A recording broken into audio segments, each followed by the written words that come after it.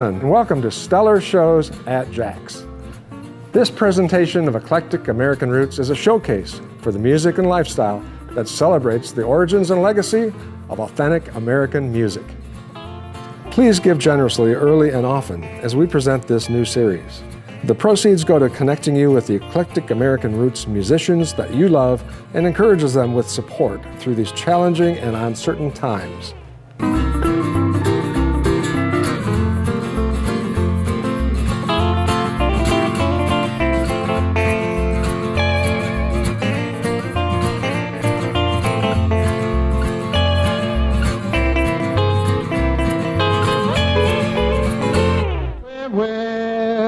I'm going downtown, get a rocking chair. When my baby gonna rock from here, 'cause you know how to rock me. Oh, hi. Welcome to Stellar Shows at JAX. In today's episode of Eclectic American Roots, we're going to reach back to the 1950s and see an early television series that presented the roots of country, rockabilly, and rock and roll. This show aired every week for over a decade in Compton, California, of all places. We're going to take you back to those thrilling days of yesteryear. The Town Hall Party is on the air.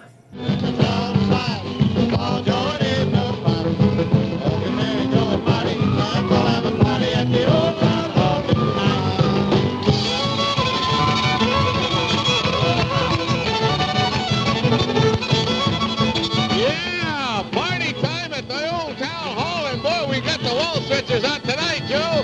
We've got a great show planned for you for the big Town Hall. We're all out here, and I mean all of us are here at 400 South Long Beach Boulevard. That's in Compton, California, at Western Music's Hall of Fame. Town Hall Party.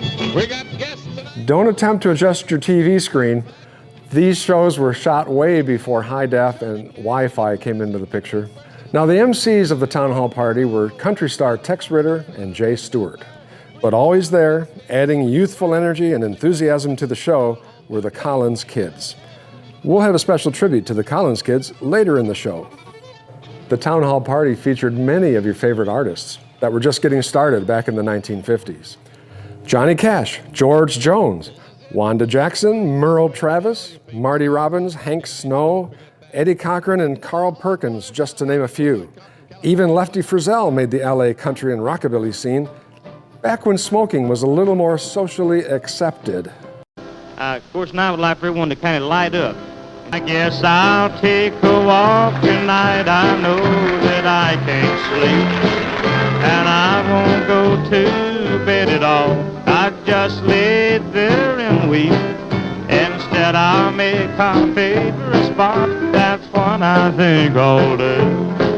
I got to smoking cigarettes, drinking coffee. The Town Hall Party was California's largest country music barn dance, rivaling the Louisiana Hayride and the Grand Ole Opry for regional popularity. Crowds numbering up to 2,000 would fill the old Town Hall. This live show was more than just musicians on stage entertaining. The theater sat 1,000 folks in front of the stage, and at the same time, another 1,200 or so would be dancing in the rear of the huge ballroom. The show had its own cast of regular performers and musicians, with a house band that was a who's who of the West Coast scene. Legends like Joe Maphis, Merle Travis, Skeets McDonald, Johnny Bond, and Tommy Duncan. After 6 years, the Town Hall Party changed its name, but it stayed at the same location. Hi, I'm Lori Collins, and I'm meeting my brother Larry on Ranch Party. Let's all go. When it became known as Tex Ritter's Town Hall Ranch Party, capitalizing on the many popular TV westerns of the era. The show became syndicated in 1958, running for 4 more years. Tex Ritter was still the host, and the Collins Kids became co-hosts. Competition for television viewers was more intense as the 60s began, and a large cast of recording artists was no longer viable because TV viewing habits were changing. The short-lived golden age came to a shuddering halt.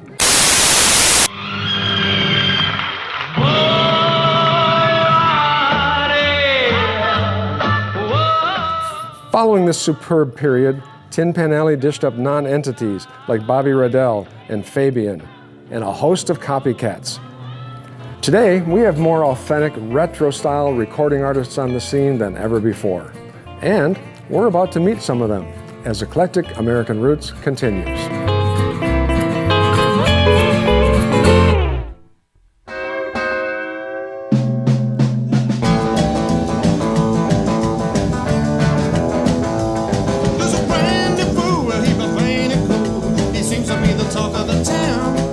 Today's host is Big Sandy, who, along with his signature band, the Fly Right Boys, has been a key figure on the worldwide rockabilly and roots circuit for more than 30 years. With multiple appearances on the Grand Ole Opry and several national television appearances under their belt, these two-time Ameripolitan Award winners continue to set the pace on the ever-growing Americana scene.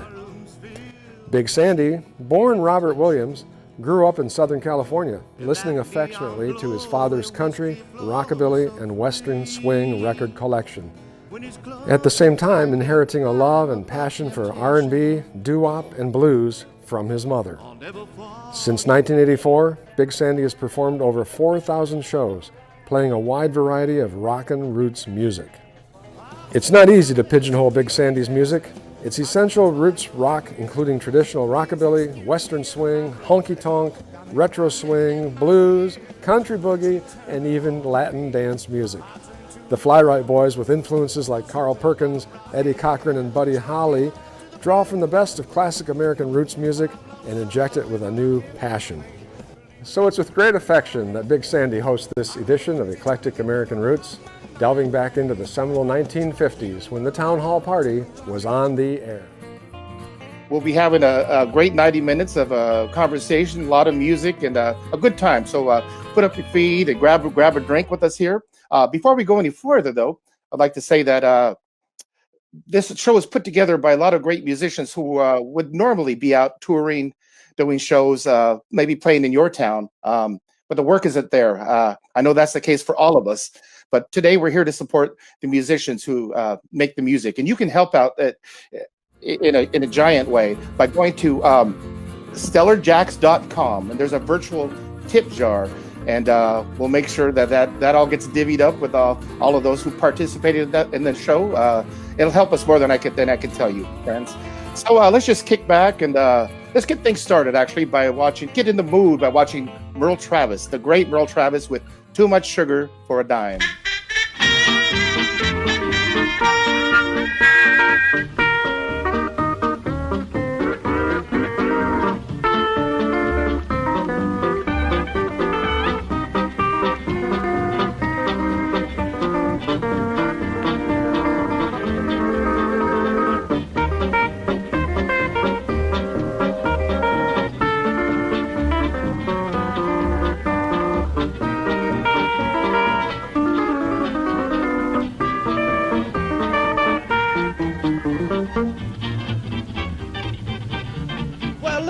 If it ain't Judy Hayden. Hello, honey. Oh, hello, Travis. What's the big boast today? Have you bought the London Bridge? Oh, that little old thing. I just purchased Fort Knox. Now, if you'd like a new mink coat or something like Wait a minute. That's too much sugar for a dime. You're always handing me a line. That happens in the best convertible. Always brag about all you got, a swimming pool and a fancy yacht. I'll bet you don't know nothing about a boat. They float. That's too much honey for my hide. What's your buzzing queen bee? All you do is pitch a lot of jive. See what I mean? Well, I know, honey, I've done you dirt, but you can wipe your shoes on my silk shirt. That's too much sugar for a dime.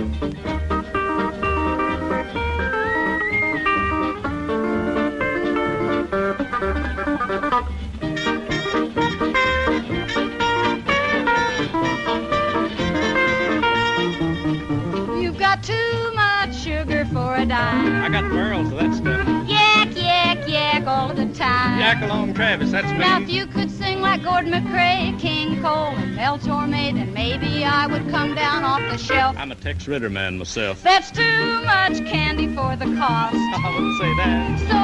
So, do me a favor. What's that? Get lost. Well, I guess I'll give the devil his due. No, no, Petrillo might refuse. That's too much sugar for a dime.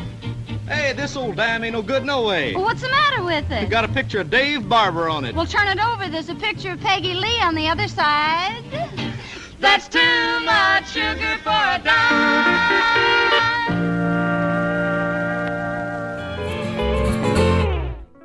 All right, and that was Merle Travis there with Too Much Sugar for a Dime. Which brings us to our next guest, a fantastic performer, a singer, a songwriter, an author, a historian. Ladies and gentlemen, please welcome Mr. Deke Dickerson. Hey there, Deke. Mr. Big Sandy. It's good to see you. Long time no see. It's really nice to see you, even this way, my friend. Yeah. Before we dig any further into this interview, watching that clip there, I wonder if you can give us a little background. That's not from a movie there. What is the story on that? Well, that is from a thing that they did in the early 1950s called the Snader Telescriptions. And they sort of shot basically early music videos, little 3-minute music movies that then they would license out and put on TV or show on video jukeboxes. It was kind of a neat thing. It never really took off, but the films still exist, and they're neat to see. So Merle Travis is in that video, and he was a big part of the town hall party, Pier and Ranch party, and the hometown jamboree. He was just such a huge figure in the scene. But you have a strong connection with Merle and this whole story. As a matter of fact, you've been working on a book about it. Can you tell us a little bit about the Merle Travis connection for you? As I've been doing a lot of writing and, as you said, music history type stuff, I realized it's really weird that Merle Travis doesn't have a biography or an autobiography. Like, that should have been done 25, 30 years ago. And so I sort of started making some questions and inroads, and I got connected with his 2 living daughters who live here in Southern California, Merlene and Cindy. And I started talking to them, and eventually we wound up signing a thing with BMG Books. And so I'm writing this Merle Travis book that's going to be out hopefully by the end of the year. I wonder, from your fingers and your guitar, could you give us a little flavor of Merle Travis?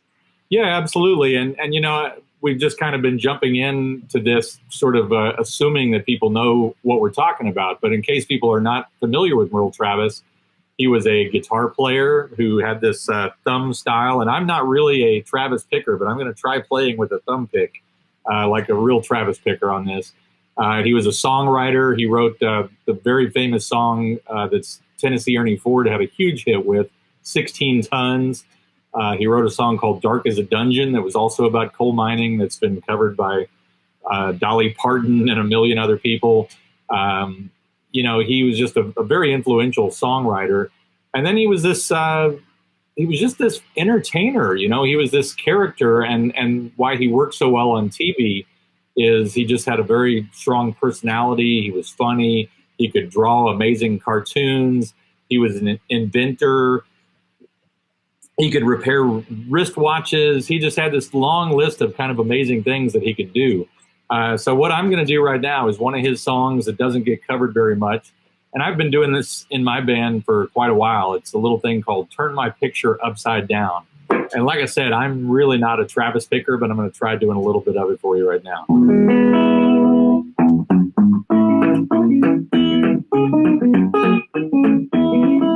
Turn my picture upside down, face it towards the wall. Good gal, I just found out you don't love me at all. And all the vows you made were false, for then you thought I'd fall. So turn my picture upside down, face it towards the wall. Though you're leaving, I'm not grieving. Get down upon your hands and knees and crawl. Now just don't think I'm here to pout. No siree, I'm here to shout. Turn picture upside down, facing it towards the wall.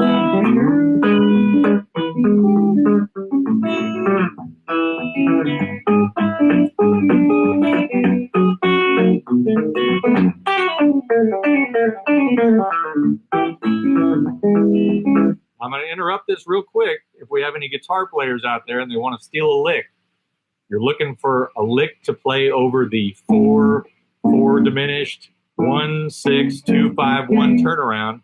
Merle Travis came up with the most genius lick ever for that. Okay, here it is. I got to start it again. Now I can do just the same as you, now that we're not bound. Good gal, just to watch my smoke, I'm really going to town. And even though I feel so sad, know that I will bawl. Think of my poor picture facing towards the wall. No more sorrow on the morrow. What's good for you is good for one and all. So before you break another heart, do one thing before you start. Turn my picture upside down, face it towards the wall.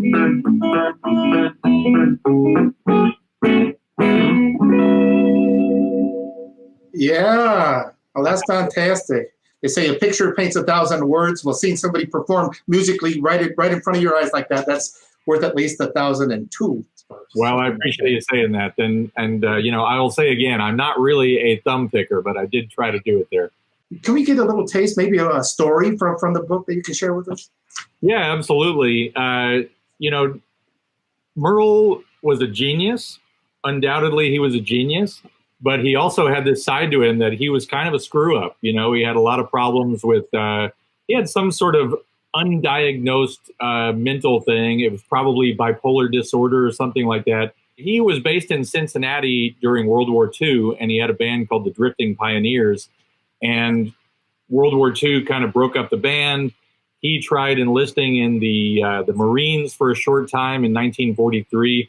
The Marines just sent him home. They just flat out rejected him, basically because of his, you know, whatever undiagnosed mental problem that he had.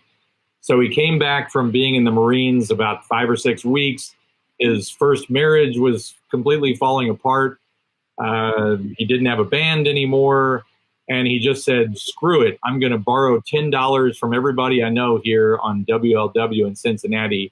And I am going to catch a train to California because Smiley Burnett was out here in Cincinnati in the frozen weather. And he said, man, I'd rather live on lettuce in California than eat caviar in Cincinnati. And so Merle just borrowed some money from his friends and he got on a train, and he literally just got on this train with a guitar and no change of clothes or anything.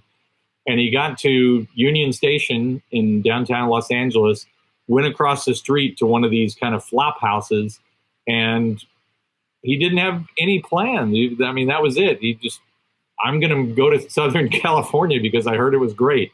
And he knew 2 people that lived out here. One was a guy named Wesley Tuttle, who was a famous kind of singer. And the other guy was a fiddle player named Charlie Linville. And he got here to California, and Wesley was the only one that was listed in the phone directory.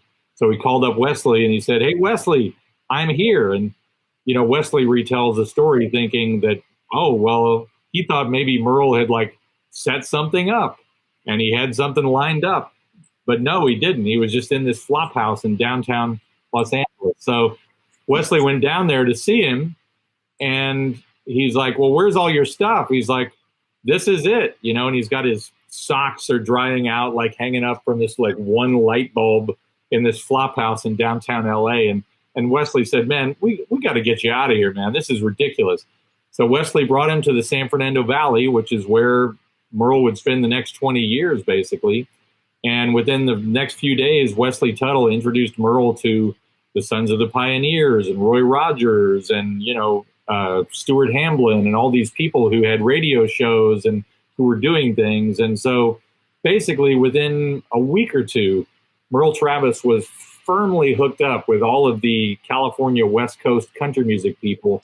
And it was on from there. It was like, here's this incredibly talented guitar player and singer, and he's showed up at exactly the right time where there's all these swing shift dances that are going on in the height of World War II, and it just kind of took off from there. You know, within a year or two, Merle was signed to Capitol Records. It was also like a brand new business that was taking off here in Los Angeles at the time, and he was making records, and he was on 3 or 4 different radio shows a day, and then playing on 2 or 3 dances every night. So he had this knack of screwing things up and then figuring out a way to just make some sort of triumph out of that. And he did that 2 or 3 times during his life. So that's how Merle Travis got established out here in Los Angeles. Well, I can certainly relate to that. Well, at least half of that, the screwing up part. Hey, man, I'm right there with you. Well, thanks for whetting our appetite on your upcoming book. We can't wait for that, and we can't wait for the movie that's going to be made from the book. Well, that's the idea, you know. Well, I'm sure. I hope it'll happen. I think it will. To take you on, I'm wondering if there's do you have any video clips of yourself playing doing a Merle Travis song? Yeah, well, there's a song that he did in 1947 for Capitol Records called Merle's Boogie Woogie, and I've been doing that song with several of my bands. So let's see a video of me doing that one right now. Here we go.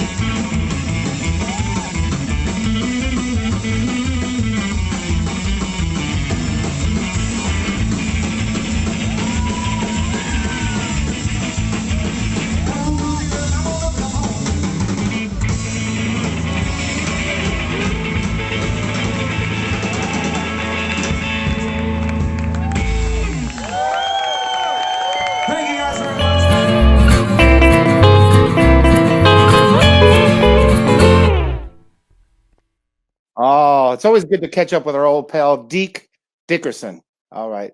I'll tell you, and there's a lot more of that ahead right here on Stellar Shows at JAX, Eclectic American Roots. Today's edition, Town Hall Party Boogie. And I tell you, before we move along here, I just have to say something. We're already getting some really nice donations in. I wish we could cut to Ed McMahon with a tote board to see what the running total is right here, right now at the telethon here. But thanks for doing that. You can, at any time during the show or afterwards, StellarJAX.com. There's a virtual tip jar set up, and that will help some of these great musicians that we have here on the show, and enable us to keep doing these productions here. We thank you so much. So let's get back to the music with the great George Jones on our Town Hall Party. Introducing before, he's had records on top of the hit parade, every one he's made in the last 3 years on the Mercury label. Let's bring him out to sing some more of his fine tunes. Our guest tonight, George Jones. How about a hand, huh? Here's one we hadn't did in a long time around this part of the country. It's an old tune, but we'd like to try it again. It goes like this. Oh, you said you was my baby, now I know that you're my baby, but it seems to me you feel like over line. If you want to be my baby, then you gotta be my baby. You can't keep a finger in two different pies. I remember how you pleaded, you told me that you needed my love, and I believe it's got us down. So if you want to be my baby, then you gotta be my baby, and you gotta lay them kissing cuddles out. Well, when you're high stepping, I'm crawling low. I get suspicious, and I'm gonna tell you so. If you want to be my baby, you gotta be my baby, and leave nobody, baby, but mine.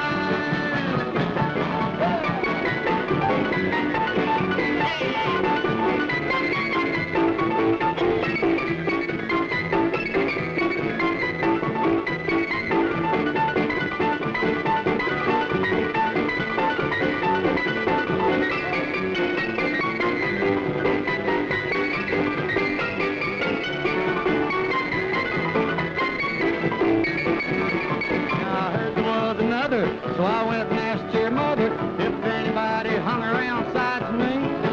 She gave me no satisfaction, so now I can't take no action, but I think that I'll just hang around. So if you're gonna be my baby, you've gotta be my baby, and you gotta come to me and tell me so. Yes, if you wanna be my baby, then you gotta be my baby. Tired of waiting around, so let me know. Yes, when you're high stepping, I'm crawling low. I get suspicious, and I'm gonna tell you so. You wanna be my baby, you gotta be my baby. Your body, baby, but mine.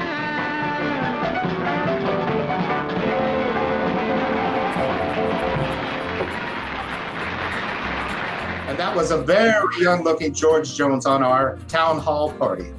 And now, friends, we'd like to take you to a man you know from the band High Noon, coming to us live from Revere, Massachusetts, Mr. Shaun Young.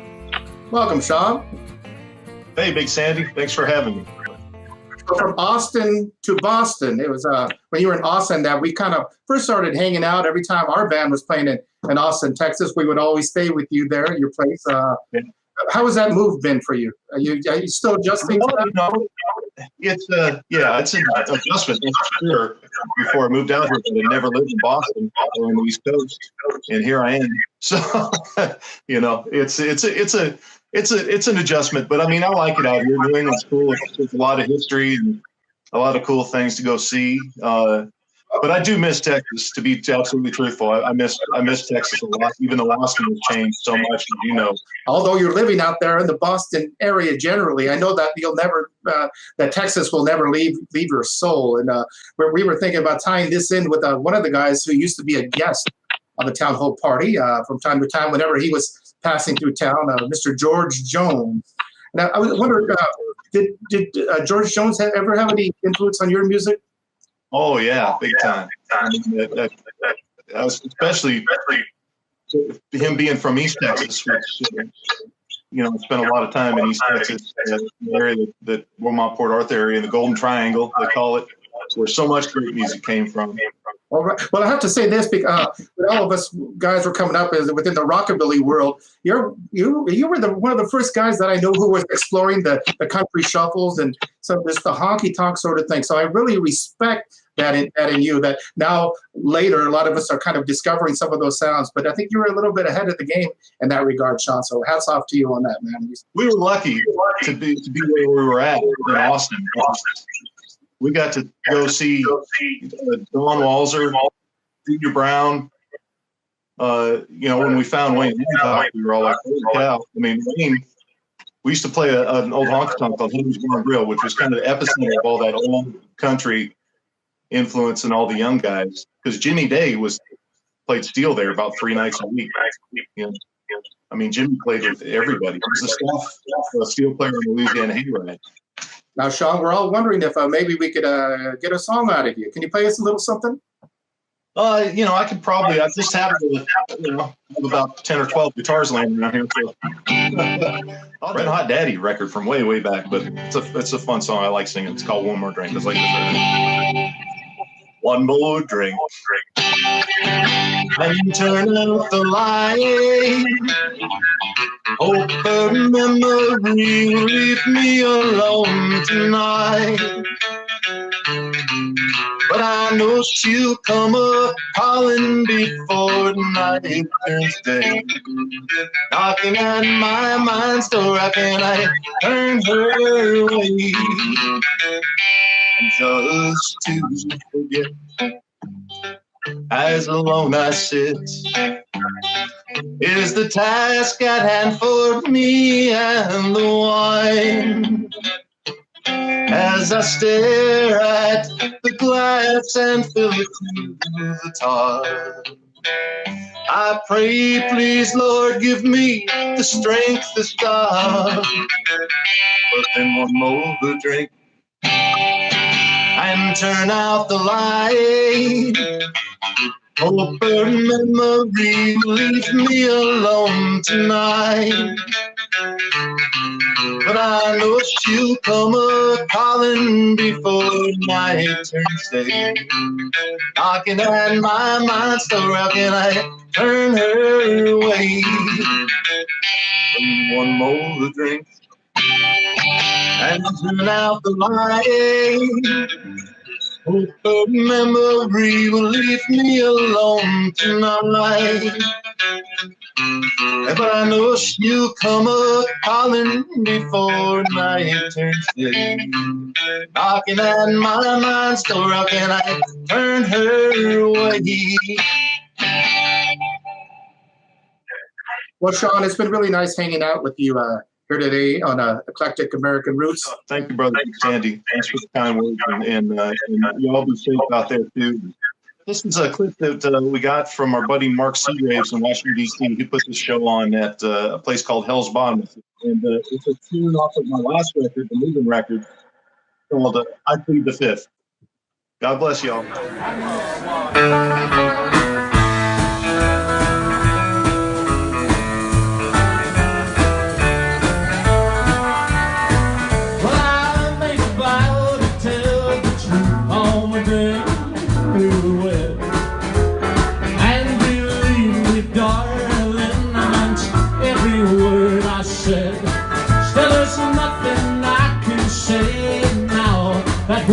Just sound wrong. Coming home, selling like smoke and beer after staying out all night long. So I drink this fifth of whiskey that I hold in my hand, and I hope that she'll forgive me and that she'll understand that it makes a man do things and he shouldn't, and it you demand an explanation. I plead the fifth.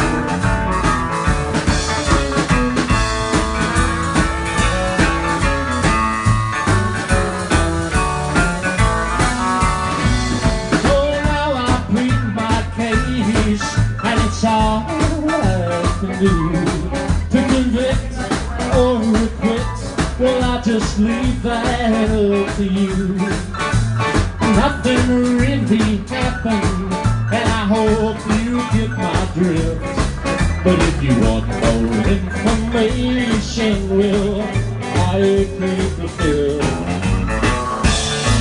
And I plead this fifth of whiskey that I hold in my hand, and I hope that she'll forgive me and that she'll understand. And he shouldn't, and if you do demand an explanation, well, I plead the fifth.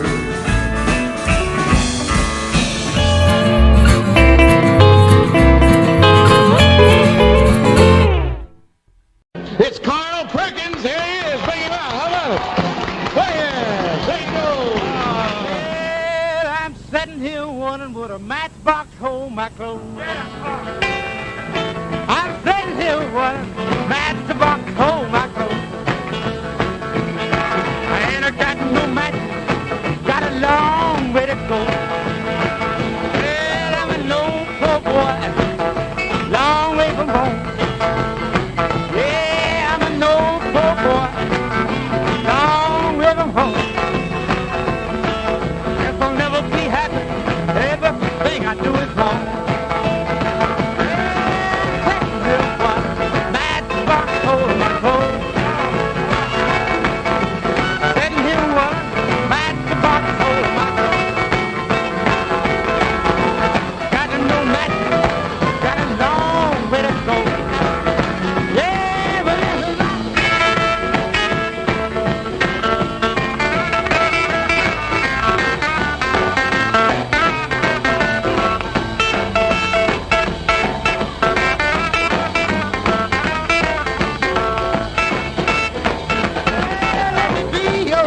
Dog, tell your big dog come. Let me be your little dog, tell your big dog come. When the big dog gets here, show him what this little puppy done. Well, there was a matchbox hole in my coat. I'm sitting here one matchbox hole in my coat.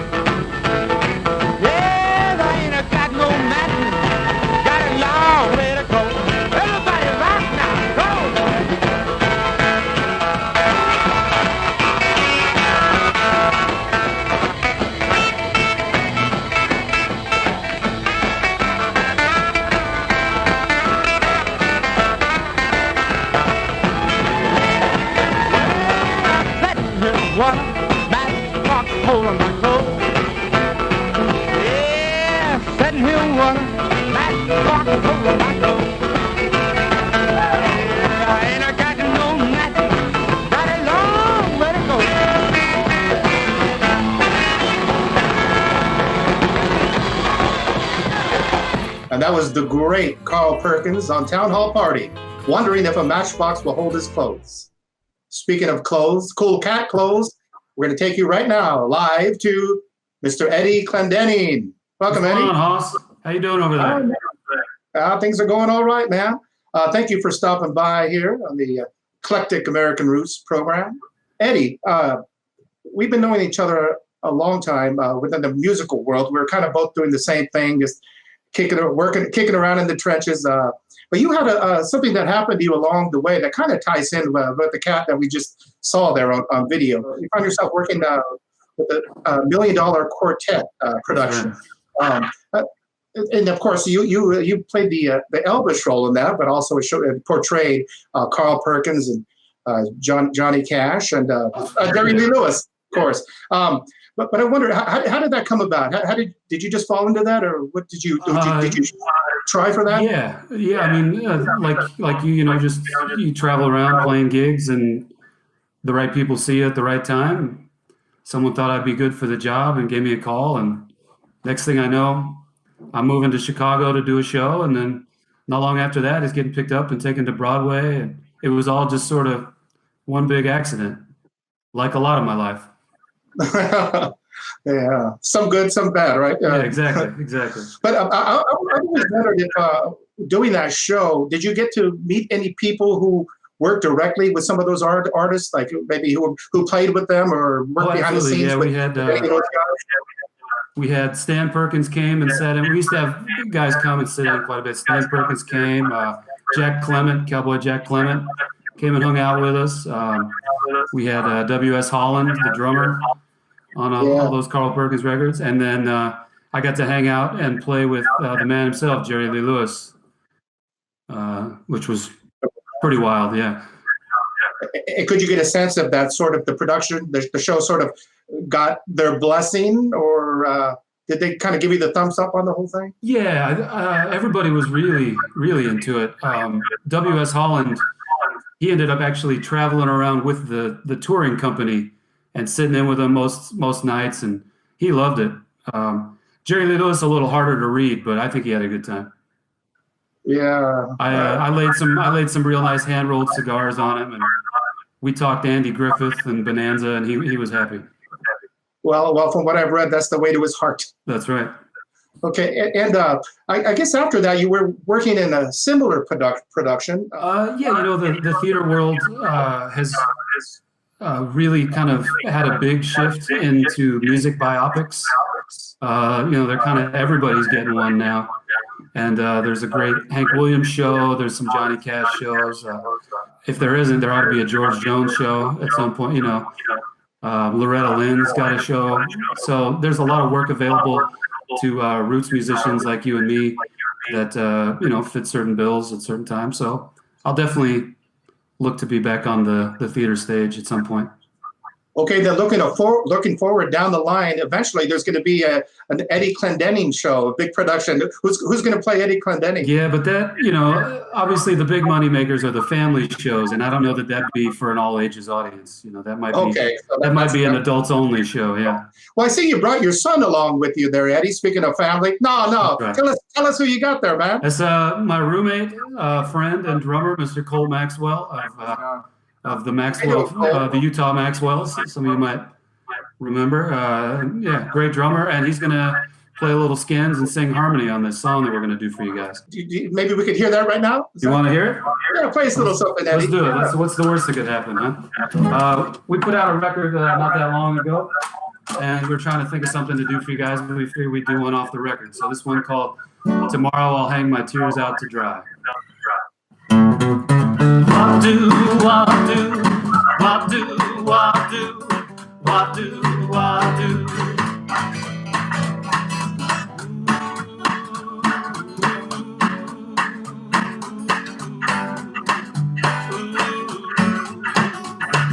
Tomorrow I'll hang out my tears dry. Now that we've said goodbye, I know I will surely cry. Tomorrow I'll hang out my tears to dry.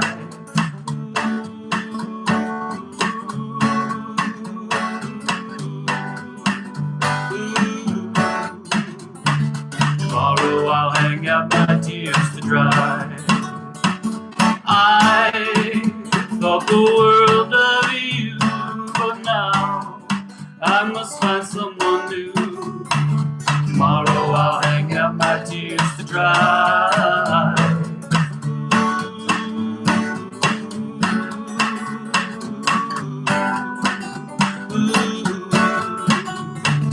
Tomorrow I'll hang out my tears to dry. What do I do? What do I do? What do I do? Love me so, if you did, why did you let me go? Tomorrow I'll hang out my tears to dry.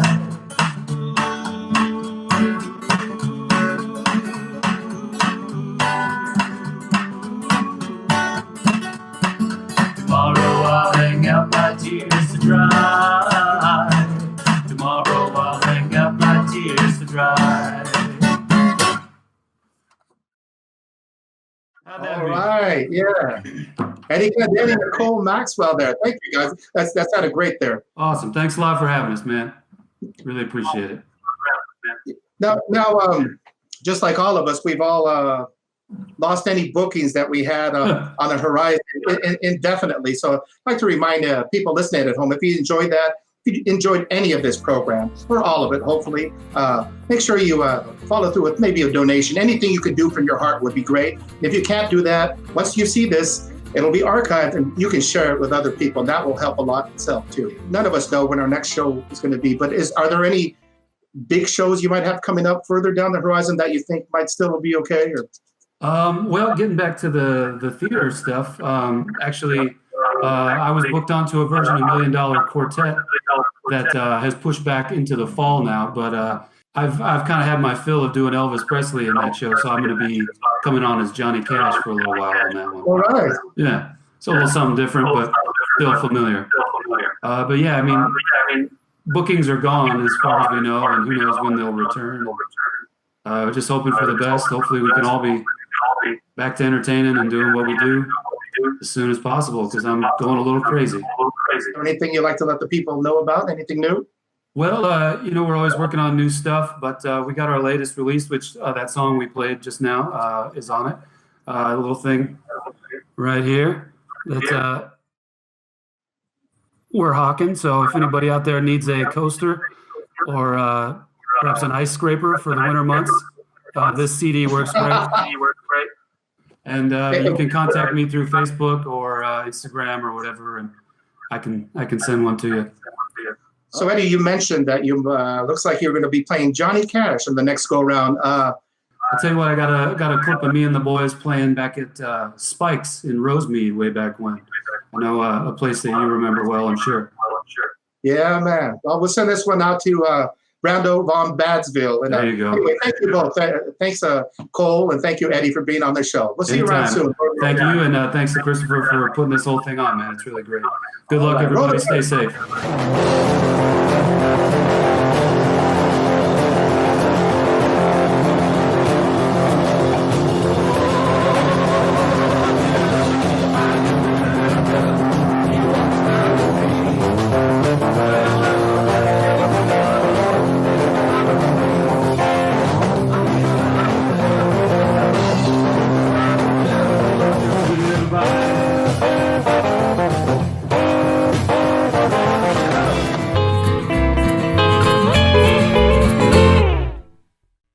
Joe Maphis, king of the strings, the short Larry Collins, the crown prince, we'll call him the heir apparent.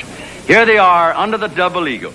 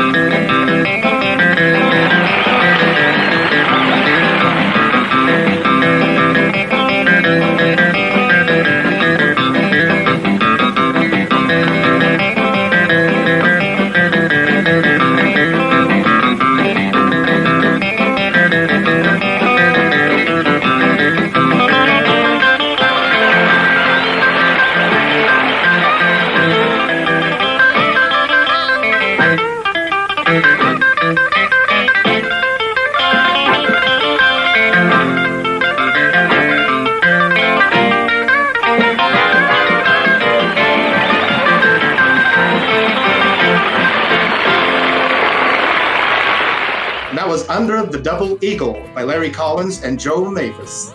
Now we'd like to bring out a guy who was a founding member of the Surfaris, Bob Berryhill, who along with his wife, Jean, as young people actually attended Town Hall Party, and it ended up influencing their own music in the surf realm. We'd like to talk to them now about that.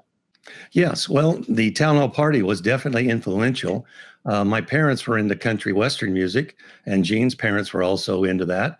So they took us down there to see the Larry Collins and Laurie show. And it was supposed to be a facsimile of the Grand Ole Opry, where you had a big church building. But this was basically a big store building. The front of it had large black timbers and a tower up one side, as I recall. And you walk in, and it's a TV studio. The stage was kind of small, and the audience was packed together, but you could dance. A big family expression of everybody just loved being part of the show. Just Joe Maphis and all the other performers were just fantastic. I personally concentrated on the Joe Maphis and Larry Collins as an instrumentalist. That's what I loved about it. Do you think their style of playing, their approach to playing, ended up influencing what you did in surf music? And maybe, if so, maybe you can demonstrate some of that for us. Yes, I basically the songs that we wrote, some 17 songs of the Surfaris. There's a few songs we wrote that really are reminiscent of that. You want me to play a couple little things? I'll just show you one that's really one of the first ones we wrote, Surf Scene.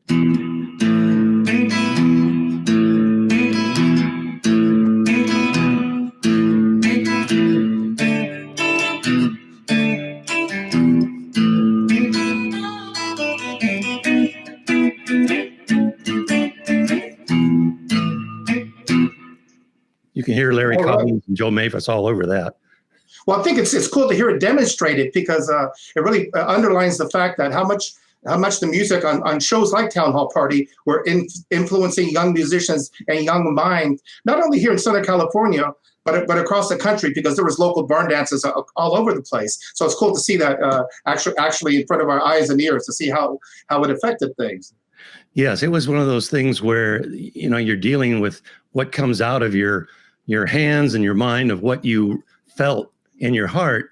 And it was a great show that allowed you to really get emotional.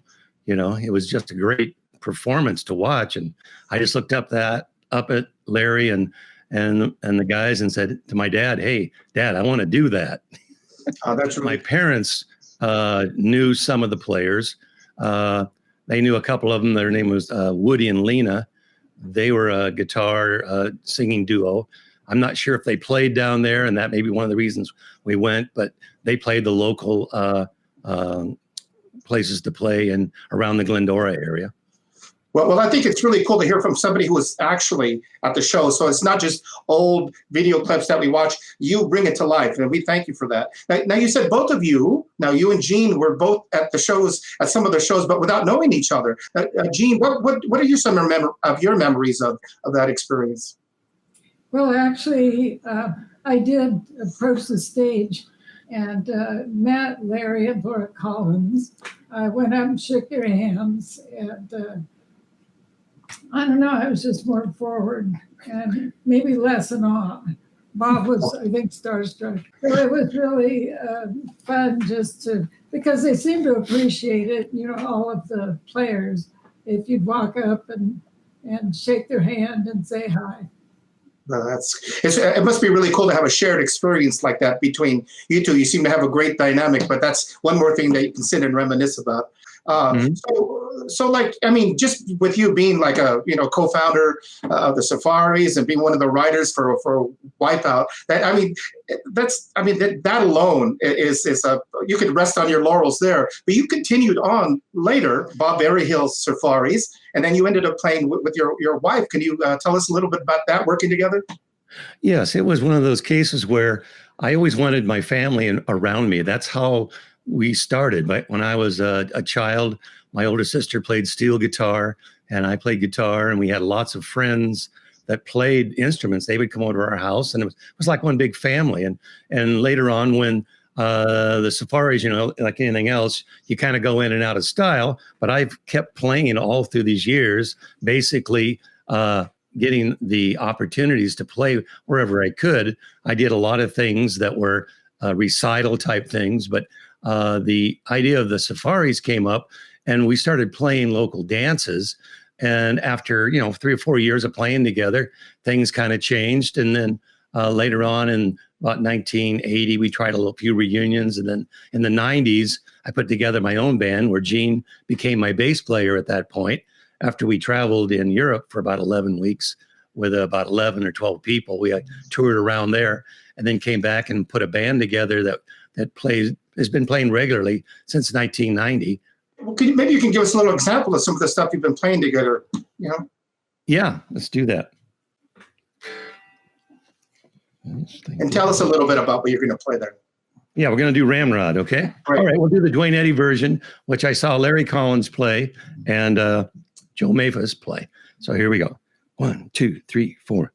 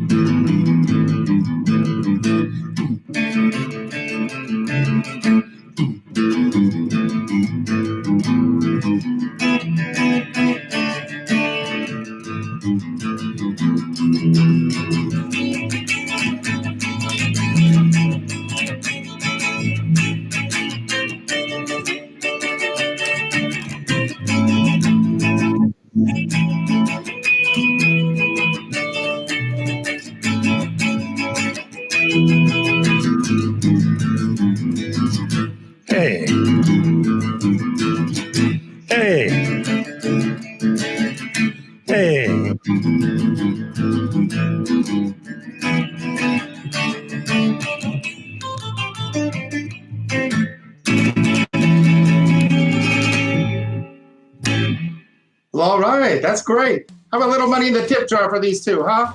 All right. I tell you, well, we thank you for coming on to the show today, for taking the time out of your day to appear with us here. And like I said, just being a living example of the legacy of Town Hall Party right here on Eclectic American Roots. Thanks both of you. Thank you, Gene, and thank you, Bob. Thank you very much. Appreciate it.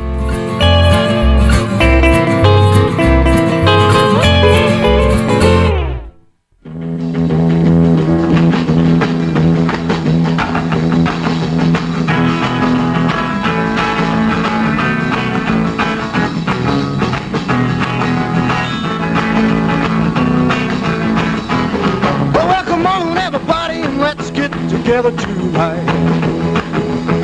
I got some money in my jeans, and I'm really gonna spend it right. Well, I've been doing my homework all the week long. Now the house is empty and the folks are gone. Woo, come on, everybody.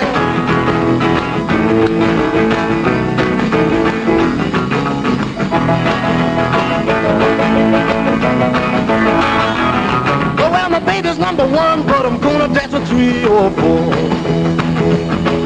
And my house will be a-shaking from the bare feet of slapping on the floor. Well, when you hear the music, you just can't sit still. If your brother wants to rock, your sister will.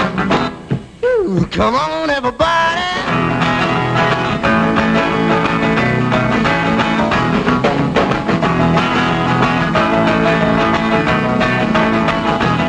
Well, we really have a party, but we gotta put a guard outside.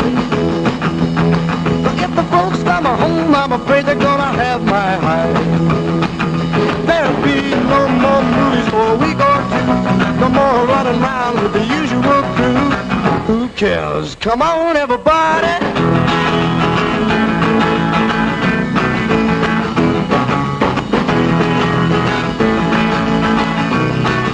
Come on, everybody.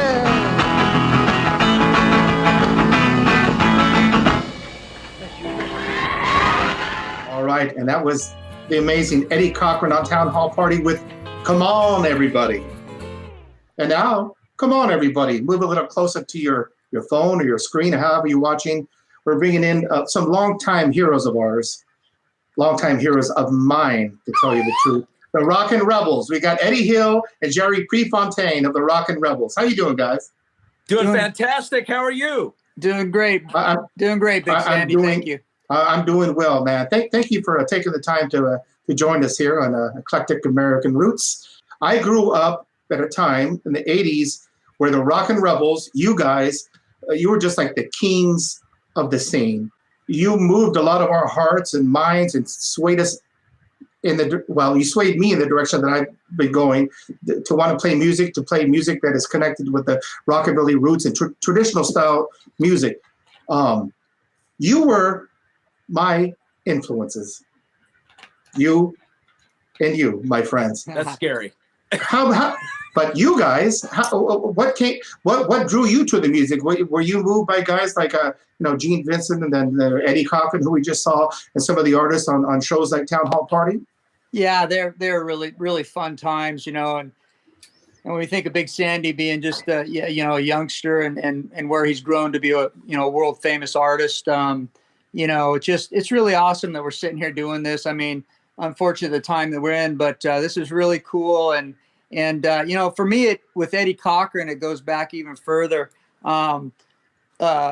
Gene Vincent was the second album I bought with my own money, but it just happened. Wow. I just happened to have my first album that I ever bought with my own money, which was the 1971 United Artists release of all the Eddie Cochran greatest hits. I don't know if you can see that there, guys, but anyway, 1971's got great liner notes and all kinds of trivia in here. One interesting thing is that Jerry and I have been playing since high school. So Jerry Prefontaine, Eddie Hill. When you read the liner notes, Eddie Cochran's musical partner, kind of musical producer, and the guy playing the boxes on some of the recordings was Jerry Capehart, right? So you got Eddie and Jerry on the show today. So but a little bit of trivia. That's how far back this goes for me. Is my first album that I bought with my own money was Eddie Cochran, and really influenced me as a guitar player with his double stops, the way he plays his lead, the way he approached his music. And just really captured the teen scene, I think, and kind of from a California perspective.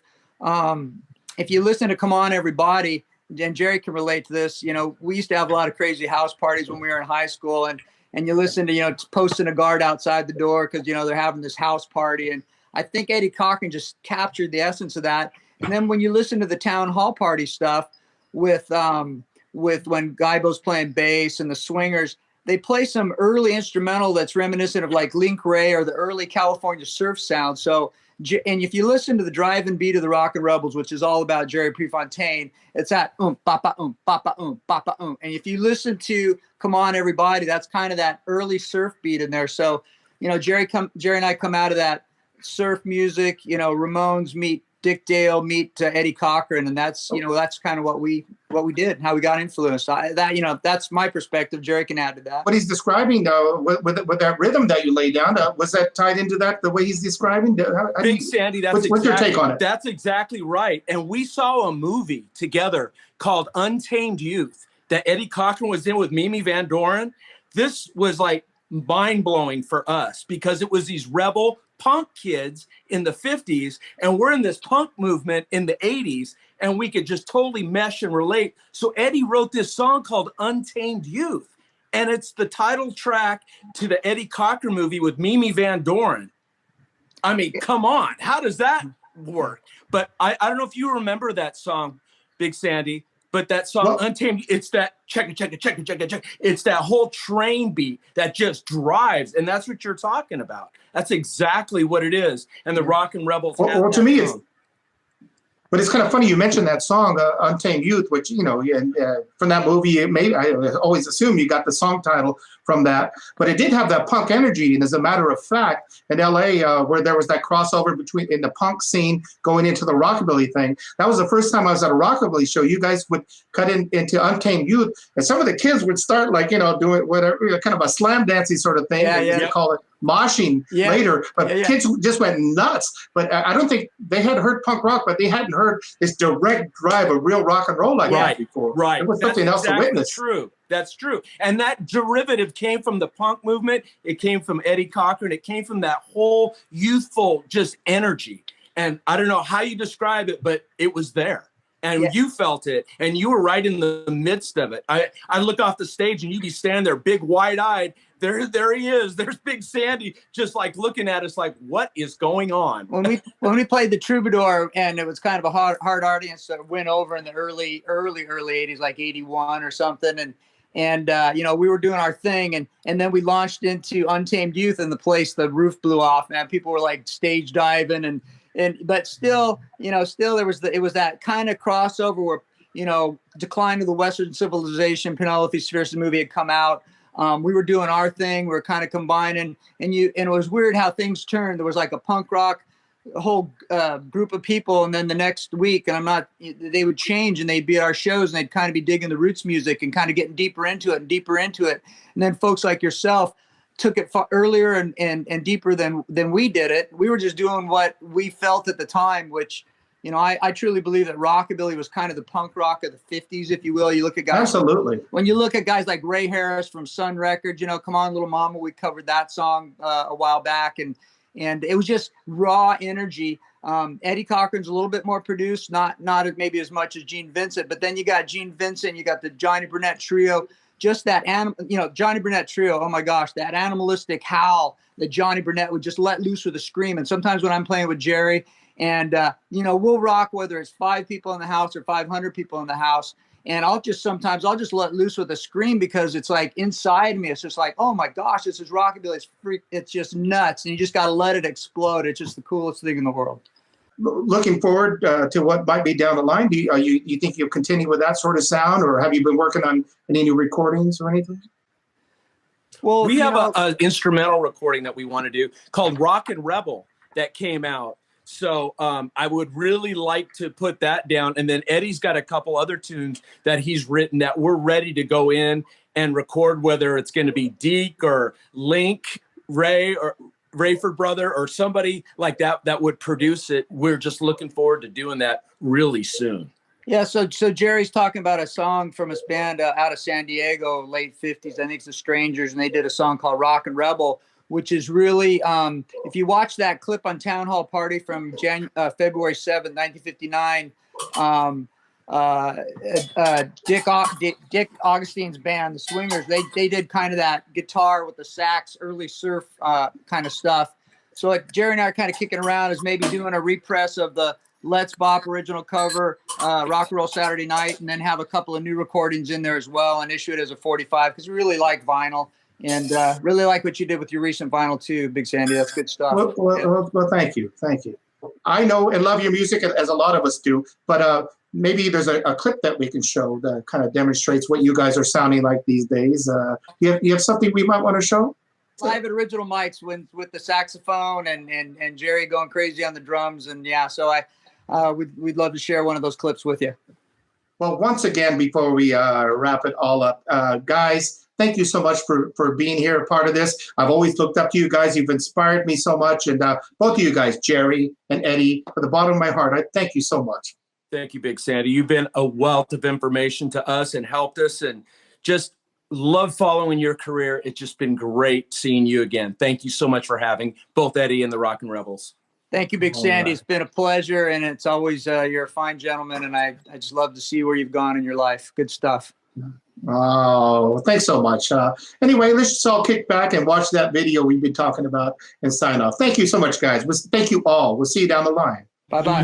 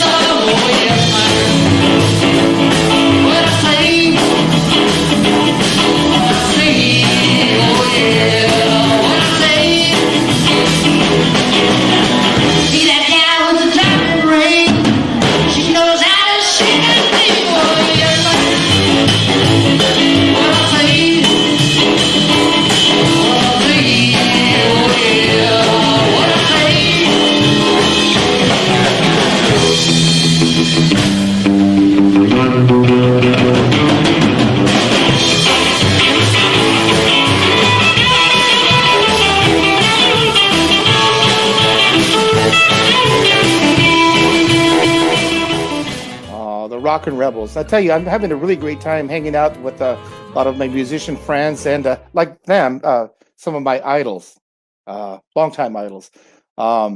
If you're enjoying this like I am, and I know you are, I've been watching the comments here. Once again, you can really help out here. StellarJAX.com. There is a virtual tip jar that's set up. And thanks so much to those of you who have already donated. But that site will be set up, and once again, it goes where it should go, to musicians who have, who could really use the help right now. We're going to hand it right back now to the guy who put this all together, Christopher Burkhardt. Here he is with a little bit about the Collins kids. I don't like cake, I don't like pie, I don't like sweets, and I'll tell you why.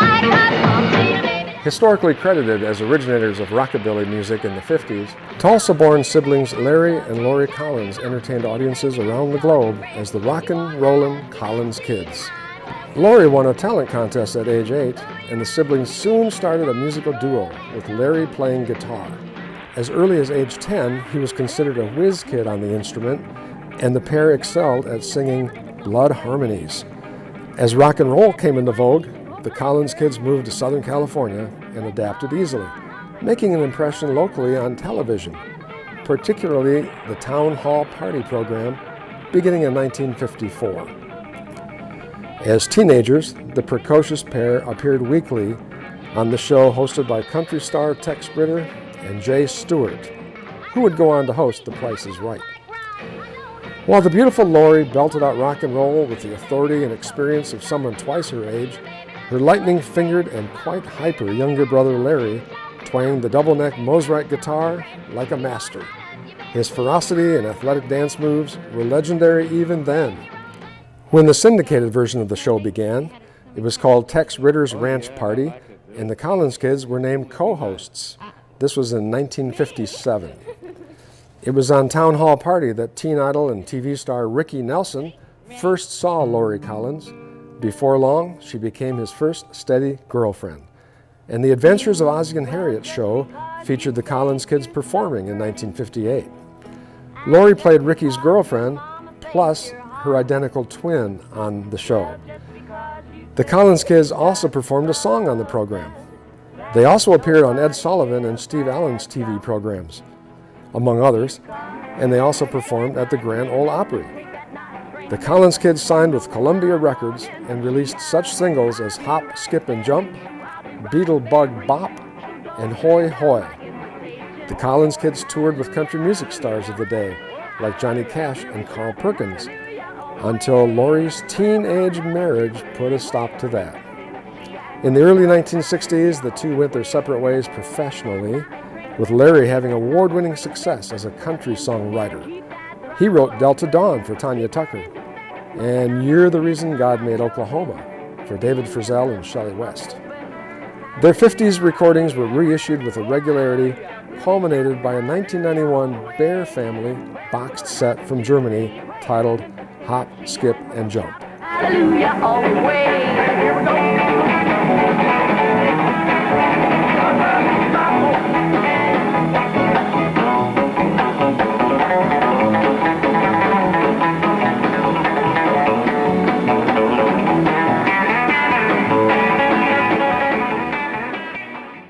And with Hop, Skip, and a Jump there, the Collins kids, and carrying on the family tradition, Mr. Dakota Collins. Good to see you, Dakota. I'm wondering if you have any shared experiences that you'd like to talk about. Yeah, I think, out of every show that we ever played together, from Washington to New Orleans to Manhattan, Los Angeles, down in Anaheim, actually, at Deke Dickerson's Guitar Geek Festival at Jolly Roger. That was the highlight of shows we've ever played. It was great because Rosie Maphis was there, and, she's like a grandmother to me, of course. But my grandfather, Larry and Lori's father, was a welder in San Ynez, California, after they moved back up from Los Angeles. And he actually welded together the chandeliers in that place. And they demolished it, and I'm sad to say I wasn't able to grab one beforehand. So, oh man, that would have been cool to have that. I remember like when they first started bringing you up, this little kid who shared the Collins name, getting up to play bass. But now you've made a name for yourself, as Dakota Collins, and it's almost secondary that he happens to be related to the Collins kids. Do you keep that thing in your heart that you're carrying on a family tradition, or are you just doing your own thing? Always in the back of my head, it's always about being family oriented. That's just the way that I was raised. Everybody from Lori to Christy to Larry to my mom Nikki. My whole entire family, Robert. And of course, it's really important to me. But I also wanted to branch out on my own. Playing places and move into places like Austin, New Orleans, Nashville. I played a lot of festival house bass player work and stuff like that, So playing with a lot of Europeans coming over, like Charlie Hightone, etc., stuff like that. I just, at the end of the day, man, it is family oriented, and I did get into it because of my family, and I'm always grateful for that, but I continue to play music with as many artists as I possibly can because I really love the music and I believe in it, that's just how I was raised, man. Well, I know that's how they felt about it, and you've done the Collins names proud, man. You really have. Yeah. That's fantastic. Thank you, man. Thank you. For me, I grew up watching the Town Hall Party clips. I had some friends who had actually some old films in their archives, some collectors. How aware were you of like Town Hall Party shows like that? And at what age did you start to discover that? And how did that influence your own playing? Oh, geez. Well, Town Hall Party, man, I've known about it, and I've heard about it my whole dang life, in fact, Larry and Lori brought out my mom on Town Hall Party. Wow. And when she was a baby, fresh out of the hospital. So, for me, man, Town Hall Party has always held a special place in my heart, whether it be Joe Maphis, Merle Travis, Eddie Cochran, whatever you want to talk about, I've loved it. And my whole entire life has been playing a lot of stuff that has been seen from that, Fire on the Strings, the Rockin' Gypsy. Kyle and I, we recently just did Under the Double Eagle in Memphis at the Metropolitan Awards. And that was actually one of my grandfather's favorite songs. And my grandfather actually told Larry and Joe that they had to play that song on Town Hall Party because it was his favorite song. And so naturally they did. So Kyle and I try our best to copy it, but we're not Joe Maphis or Larry Collins by any means, we just try to do as much justice to it as we can. You're doing it for such great justice. It just, to see young people being inspired by that music is a wonderful thing to see. And you're passing it on to the next generation. Oh yeah. On a side note, the one thing about Town Hall Party I will mention is Marion Hall, man. On the steel guitar, yeah, man. Oh, yeah. Oh, that's my babe, man. I remember being 10 years old and I said to Larry, "Who is that girl?" And he said, "Oh, that's Marion Hall. She's about 7 feet tall." And I said, "Well, Larry, I would climb her like a tree." Wow. I didn't know that she was a tall one. Wow, that's cool, man. Yeah. She had a beautiful she played a Bigsby, didn't she? Had a Bigsby steel guitar there. Yeah. Yeah. And, Fiddling Kate, man, she stole my heart. And, but growing up and just being close to the Maphises and everybody, it's more of a family oriented thing. Like I said, when I look at videos of Town Hall Party, it's all, descendants that I'm friends with that I talk to on a regular basis. Dakota, a couple of years ago when Stellar Shows produced Rockin' Town Hall Boogie in tribute to Lori Collins, I'm wondering if there's any special memories you'd like to talk about with getting together with the family to pay that tribute. Well, first of all, Chris did a phenomenal job working with us on that. It was a very special thing. Still, it's really hard for me to talk about Lori without tearing up, like in, Memphis when you're talking about my family and stuff. And, you could see, man, the passion. It's always a touchy thing, So Chris really worked with us on it, and Stellar Shows pumped out great. I think it was, Josh Sorum, Amber Foxx, of course, Kyle, and Larry, and it was a great show. It was actually very, very difficult for us to do, and it's strange because it was really the first show that we had played since all that happened, I guess that's the way that I'll word it, Yeah. And it was difficult, but it was very nice at the same time because it felt like we were really paying tribute to her, you know? And I remember talking to Larry and talking about how, you know, she's with us and, you know, she's in the room, and, you know, Amber Foxx came up and sang with us, you know, and it was great. I think the energy in the room was really positive. You know, we tried to give Southern California another town hall party pretty much. Oh, that's super cool, man. So Dakota, you know, we watch these old town hall party clips and we see Larry Collins picking and doing his dance moves. And a lot of us who have been lucky, we've seen him in person now doing his thing. But there was a period in between where he found some really big success as a songwriter. Do you know a lot about anything about that part of his career? Yeah, you know, he teamed up, I mean, with a lot of people, too many really to name, you know, but Sandy Pinkard and Alex Harvey, you know, who recently, he just passed the other day, actually. Sorry. I got my cat. The Collins cats. Yeah, the Collins cats. So Alex Harvey, you know, he just passed the other day, actually, and he co-wrote Delta Dawn with Larry. You know, he's written Tulsa Turnaround, Kenny Rogers, you know. We also just lost, a lot. Yeah, exactly. We just lost him too. So, you know, this whole thing's a tragedy.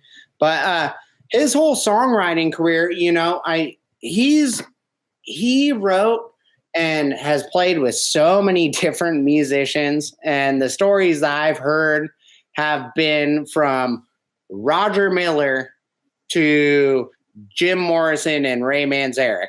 You know, I mean, there's too many stories out there to share. But his whole songwriting career, you know, he's Grammy nominated, you know, CMAs, stuff like that, you know. It's phenomenal. Yeah. After doing all this other stuff that you're talking about later, that he was forever known mostly for that early Collins kid stuff. How did he feel about that? You know, Larry and I, we've talked a few times when we were playing shows. We recently had started playing Tulsa Turnaround the way that he had written it. And, you know, Kenny Rogers put a bunch of, there's about 30 different horn sections on that, you know, and so he played it, his rockabilly rendition of it, and we brought that back, and same with Delta Dawn, you know, and I love Tanya Tucker, you know, all of her stuff is great, you know. I just saw her. She's making a great comeback too, man. Yeah. Oh yeah, we just saw her at the Troubadour, man, and she had Shooter Jennings come up with her, and it was incredible. But you know, so the big thing was, do people want to see him for his town hall party stuff, for the stuff that he did with Joe Maphis, or can he squeeze all of his songwriting stuff in there? And what I really have found, and what I really talked to him about, is, you know, if people love you for your guitar playing, they also love you for your songwriting. So we decided to put, you know, Delta Dawn, put, you know, Tulsa Turnaround, all that stuff in there. And I think it was a great. He came up with a good solution. Focus on the other stuff, the early stuff that people love, but throw in some of that, you know, the songs he wrote as well. I think that was a good way to approach it. Well, you know, I'm not just saying it because it's my family, but he's probably the best guitar player I've ever met in my life. Yeah. But he is also one of the best songwriters I have ever met in my whole entire life. The amount of talent that he has, he can sit there and him and I can have, you know, steak and eggs and biscuits and gravy, you know, at some random breakfast joint, and he'll sit there and think about 4 or 5 songs in the amount of time that we have breakfast, you know? And he's still writing songs. He's still doing stuff. And, you know, I think it's incredible for his age and the amount of stuff that he has done. He has lived probably about 4 lifetimes, you know? Well, it's great to see you talking about him with such pride, and I know he's equally as proud of you and what you've been doing. So thanks for taking the time to hang out with us a little bit here this afternoon. Yeah, of course, anytime. You know, the ranch party comes to you, friends, from the stage of the old town hall. And our leader man, Joe Maphis, the king of the strings, has written a song in honor of town hall. Here he is, Joe Maphis, the band, and the ranch party gang to do the Town Hall Boogie.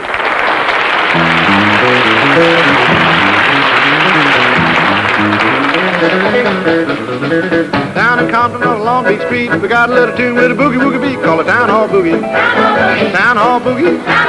Everybody doing the Town Hall Boogie now. Well, they come from here and they come from far to hear a little boogie on the steel guitar to the Town Hall Boogie. Town Hall Boogie. Everybody doing the Town Hall Boogie now. Miss Marion Hall and the steel guitar.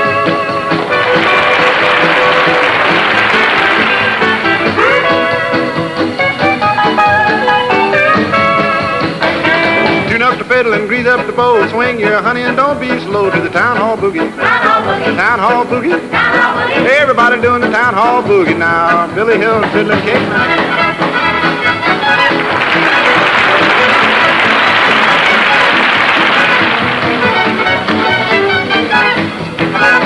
Left hand across the right hand back, grab your gal and fall the jack to the Town Hall Boogie. Town Hall Boogie. Everybody doing the Town Hall Boogie now. Jimmy putting his piano.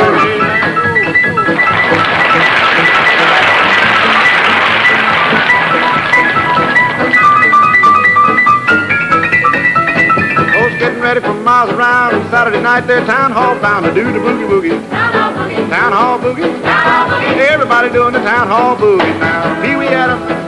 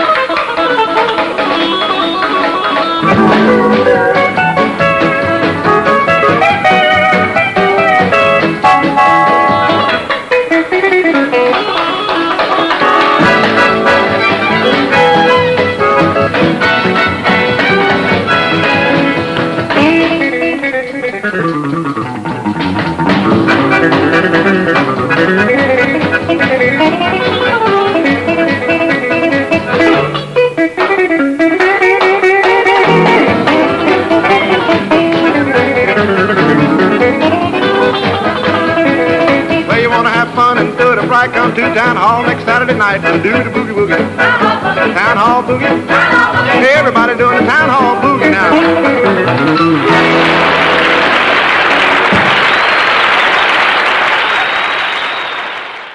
And that was the great Joe Maphis with Town Hall Boogie on Town Hall Party. I wonder if we can get Dakota back up here real quick. Dakota, there's a guy that you've been playing with lately, and we were talking earlier in between shots. You were telling me something that Larry was saying about this cat right now. Yeah, you know, Larry was blown away with Kyle's guitar playing. And, you know, when I first started playing with him, I think it was at the Yost show that we did, the Rockin' Town Hall Boogie that Stellar Shows put on. And he turned to me and he said, Kyle is the heir apparent, meaning he was apparently the heir to the strings. And, you know, that was the first feeling that I ever had when I saw him in a really crappy bar in Columbus. Well, I think that's about as good an intro as anybody's going to get. Ladies and gentlemen, we have this Kyle Eldridge. Welcome, my friend. Yeah. It's really great to see you. And I was going to ask you where you're coming in from right now, because I see you all over the place across the country at different festivals. And sometimes I lose track of where people actually live. So coming to us from Kentucky. You know, watching a clip like that of Joe Maphis playing and some of the other artists we've been featuring from Town Hall Party on this show, I'm wondering, did guys like that influence you growing up? And if so, can you talk a little bit about that? Oh, absolutely. Yeah. I mean, Merle Travis being from Kentucky, I'm from Ohio, and so many great players from this area. I mean, my whole region, you know, in Tennessee, Kentucky, Ohio, all of this area. But growing up, I mean, I listened to records my grandparents had, my parents had. I mean, from the time I was a little kid, I listened to kind of the best of rockabilly and country and Western records, Bob Wills, Elvis. I mean, I listened to it all and heard those sounds as a little kid. And that definitely influenced me along the way. Well, a lot of young people, they kind of rebel against the music that their parents or their grandparents listen to you. But did you just find something in that music that drew you in, or what was it? Because that's not the usual path that young people take. Right. Yeah. It definitely had, you know, some conflicts of interest growing up, you know, having my my country and Western and rockabilly records and blasting it in the car as a teenager. And, you know, my friends would get in, and then I'd hide my Speedy West record and, you know, put in, you know, whatever they wanted to listen to. But yeah, I mean, I would say, you know, just the sounds of the instruments, the guitar, and really the soul and the energy of those early rockabilly records and those early Western swing records. Everyone sounded like they were having such a good time, you know, live on those records. And it's something that I guess, identify with. Well, Kyle, that's, I tell you what, I'm remembering, as you're talking, I'm remembering the first time I saw you play, and you really do capture the joy a lot of those older players had. But for those people who haven't had a chance to hear you like I have, is there any examples of your playing that we might be able to look at and watch? Oh, yeah, absolutely. We got a nice clip here from Memphis a few months ago at Maripolitan Weekend. It's a clip of us doing, it's me, Dave Stuckey, and Dakota Collins. We're doing Flying Fingers by Joe Maphis, and I think it captures some of that energy.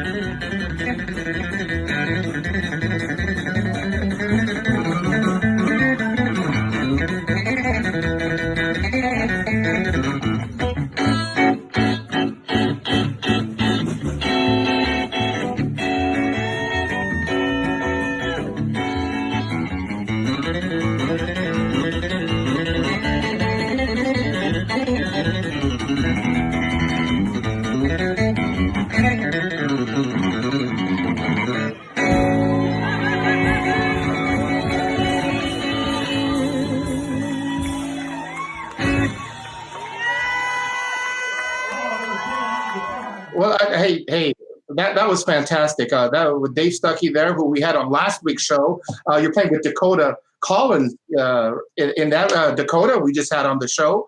I'm wondering how you're both young guys into this older music. How did you end up hooking up with Dakota? I know you have done other things with Dakota.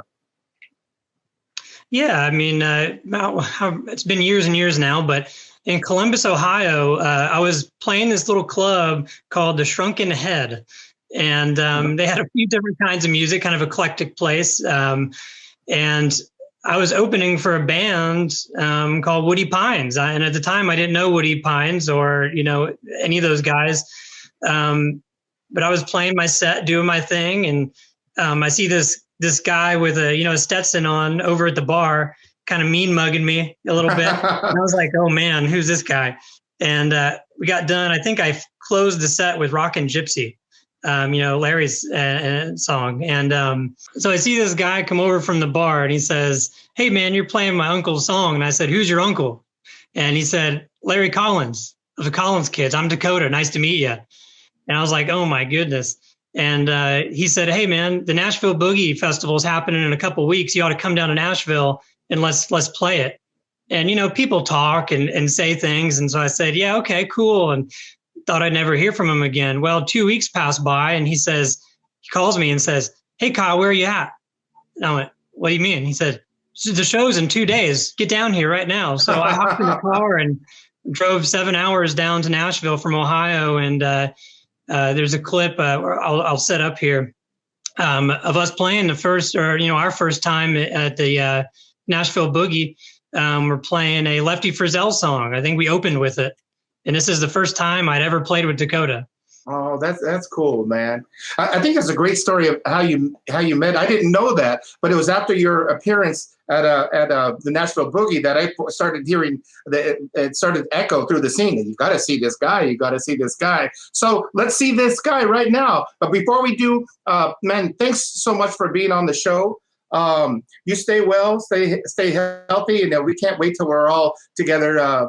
Partying, playing music, and just digging the town hall party sort of sounds. All right. Thank you, Kyle. You're very welcome. You guys take care. Be safe. All right. Let's watch that video he was talking about.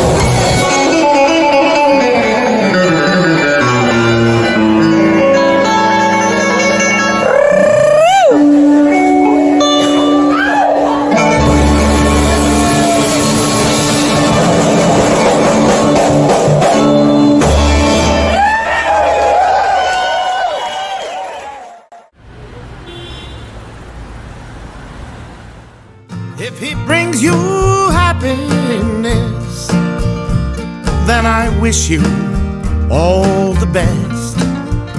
It's your happiness that matters most of all. Wasted days and wasted nights that I have left for you behind. I can't remember when I didn't love you. There was a time I thought you felt the same.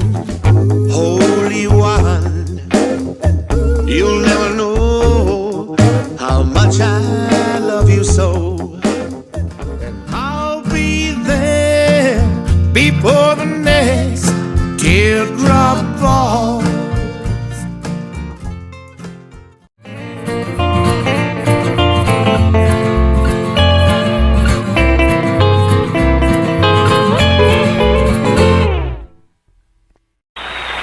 know, one of the nice things about living on a ranch is that so many friends drop in to see us. Of course, the reason for that is they know here at Ranch Party, there's no latch on the front gate, no lock on the front door. At this time, we have such a vista, a little Miss Jeannie Mac. Dirty Dishes.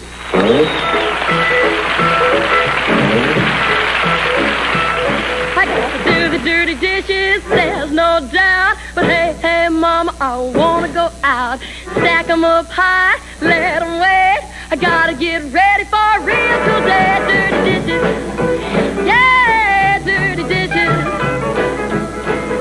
Gonna be a party, lots of rock and roll. Let those dirty dishes go, go, go. Stack 'em up high, let 'em wait. I'll get into when I come back. But right now, mama, can't you see?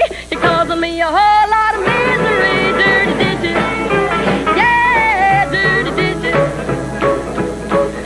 Gonna be a party, lots of rock and roll. Let those dirty dishes go, go, go. Remember, mama, when you were a teen, somebody was a-waiting, so you know what I mean. Unchain me, mama, won't you let me go?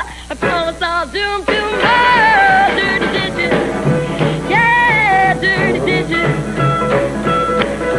Gonna be a party, lots of rock and roll.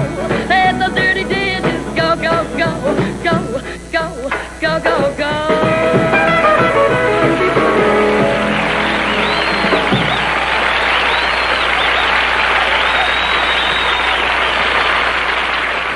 That was Jeannie Mac with Dirty Dishes. And she can do my dirty dishes anytime. Which brings me to the next guest, ladies and gentlemen. Let's bring on Miss Amber Foxx. Hi, Amber. Oh, it's nice to see your face. Well, Amber, as I was listening to Jeannie sing that song, it kind of reminded me, didn't you do a version of that song? You know, I did. A few years back, Mr. Buddy Doogie himself said, Amber, you have got to do that song. And this is probably about 12 years ago, 10 years ago, and I didn't know what song it was. And so I finally started doing it, and it's been a pretty big hit with Amber Foxx. So it's one of my favorites. Well, our crack research team is working as we speak, and they dug up a video of you doing that song. Let's roll the video right now. Oh, man. Okay.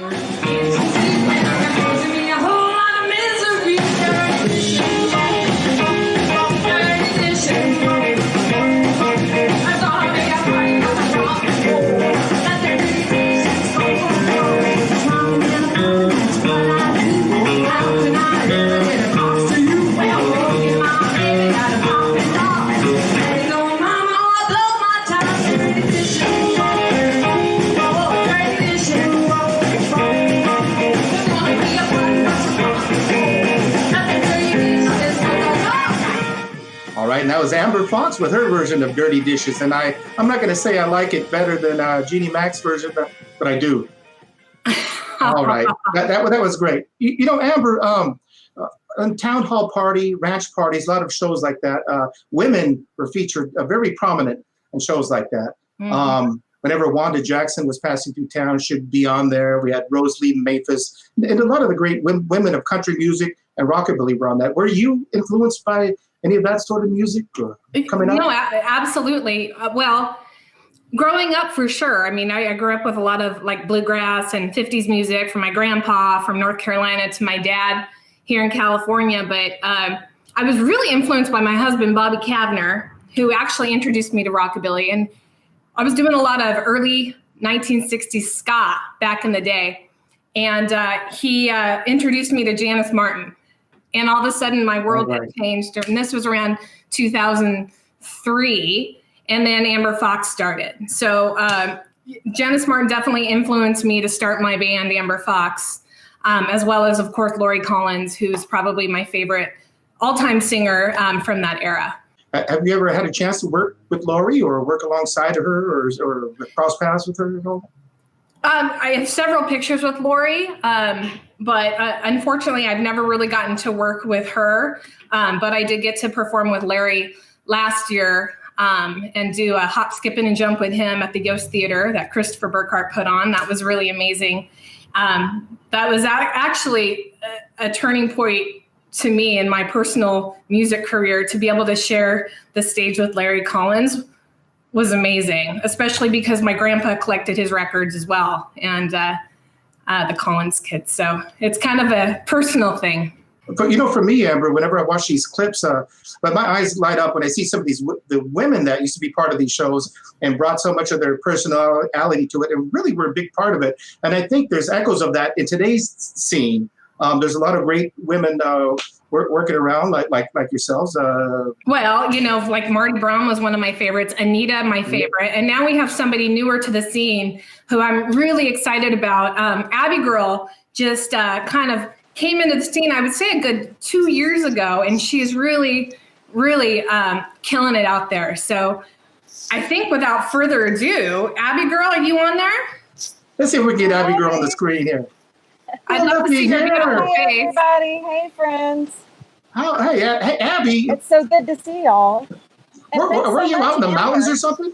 Yeah. Where are you at? Sitting on a rock. It sounds like a song title, but I'm up in the mountains of Idlewild, and this is sort of like where I grew up in East Tennessee, out in the woods, East Tennessee backwoods. Okay, Idlewild. Hey, isn't there a Dolly Parton connection out that area or something? Actually, she owns the house 2 doors down. I promise you, I'm not trying to make a pun here. Wait, how many doors down? Two doors down. Anyway, it was for her mom, but nobody's living there right now. I walked the dog past there, and I keep hoping to run into Dolly. People still talk about her walking through the town in her stilettos. Oh, that's super cool. Well, you mentioned like that setting reminded you of back home. Yes. Where you grew up in Tennessee, was it? What part of Jasper, Tennessee, Jasper, southeast near Chattanooga. Well, a part of the reason that we had a vibrant music scene in the 50s here, with shows like Town Hall Party and a Ranch Party, is a lot of people migrated out west, a lot of them working for work, seeking just like a better life, a better future. But a lot of the roots of the music comes from where you're from. Did you grow up listening to some of this country music or rural music, the kind of roots music that inspired the stuff that we dig now? Well, the first music that I was around that much was a cappella church singing, congregational singing. Mm-hmm. We didn't have a choir or anything, but we sang in 4-part harmony all the time. And then my family, we grew up more in early blues, like country blues was sort of our style. And does that figure into the music that you do now? Yes, it does a lot. And getting into the town hall party theme of this episode, when we did the Larry Collins show, the tribute to Larry Collins that Amber was talking about a couple of years ago, I had to come up with a song that was more along those lines. And so when I was shopping for songs, I found that Patsy Cline had several songs that were very bluesy to my ears. And so I've been exploring her songs and working them into a couple of I've heard you sing that sort of stuff, and boy, you really do really well with that sort of material. Oh, well, thank you. It felt really comfortable. It was, and the people really responded to it. So it was opened up some doors for me. Amber, actually, with both of you, we've both been in the same room watching some of those original artists, like Laurie Collins, and I remember. Abby, you and I were front and center, right in front of the stage watching Wanda Jackson, and just your face was glowing. Maybe we can show a little clip of Wanda right now.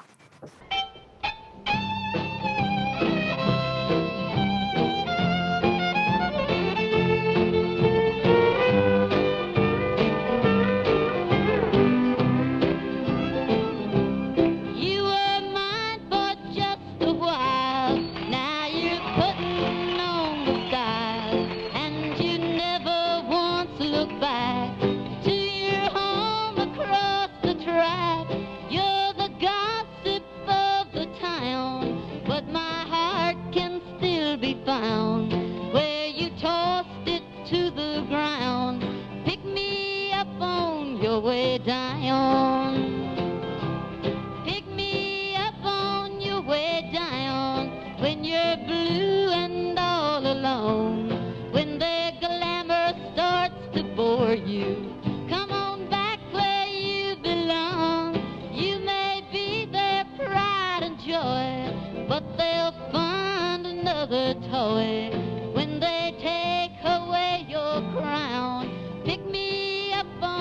your way down.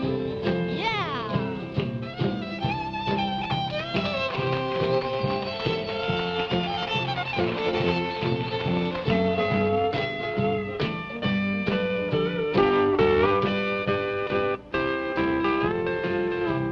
They have changed your attitude, made you haughty and so rude. Your new friends can take the blame. Underneath you're still the same. When you've learned these things are true, I'll be waiting here for you. When you tumble to the ground, pick me up on your way down. Well, pick me up on your way down when you're blue and all alone. When their glamour starts to bore you, come on back where you belong. You may be their pride and joy, but they'll find another toy. When they take away your crown, pick me up on your way down.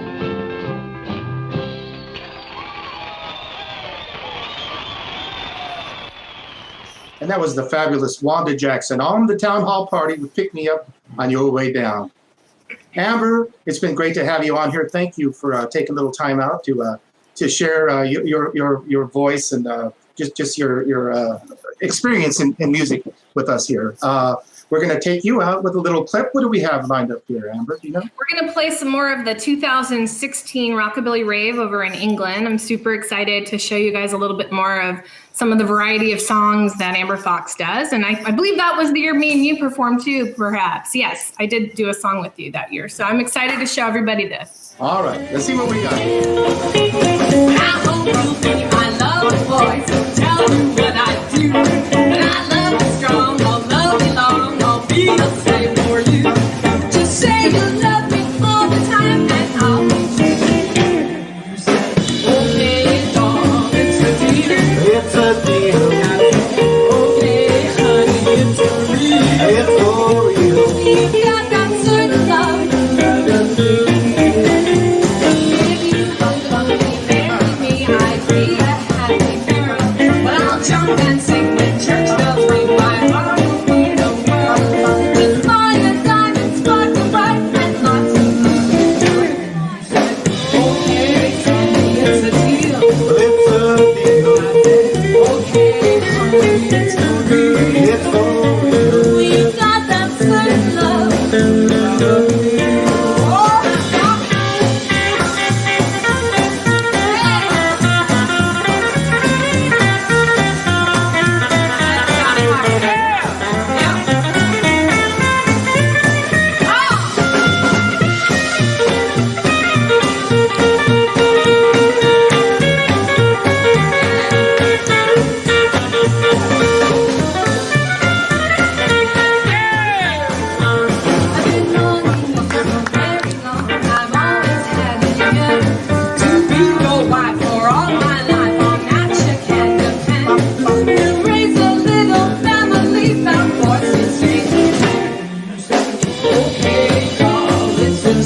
It's a deal.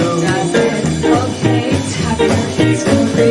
It's for real. You got that certain love. And you got that certain love.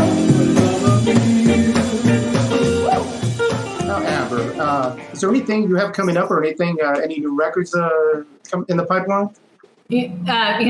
Unfortunately, 2 weeks ago, we were supposed to record. It was all planned out. We're going to do a bunch of stuff with Mr. Sugarball Sprague, who's now moving to New York. But unfortunately, due to the COVID virus, we had to cancel that. So to be continued. It's going to happen. Super excited. So hold out. Well, I'll be looking forward to that. Thank you for joining us, Amber. Now let's check in with Abby, girl. Oh, thank you, Amber. Now, Abby, I'd like to ask you any new projects, anything might be available so people can hear your music? Well, our debut album of 13 songs called Calling Me Home will be coming out within the next couple of months. So that's something to look forward to. Stay tuned. We've worked really hard on it, as well as David Irish producing everything at Pot of Gold Studios. So, Well, that's stay something to tuned for look that. forward to.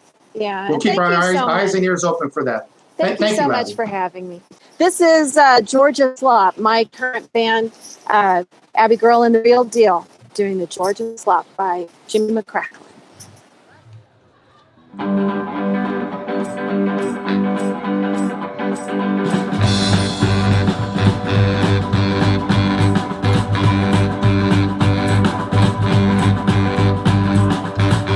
Way down south where Maphis start, they do a dance down there called the Georgia Slop. They all gather around and peg leg leaves, and they don't give a hoot about no police. Down in peg leg leaves where I'm talking about, where they knock down, kick and drag them out. Oh, they get paid on Friday when the work's all done, and they all do it up until Monday comes.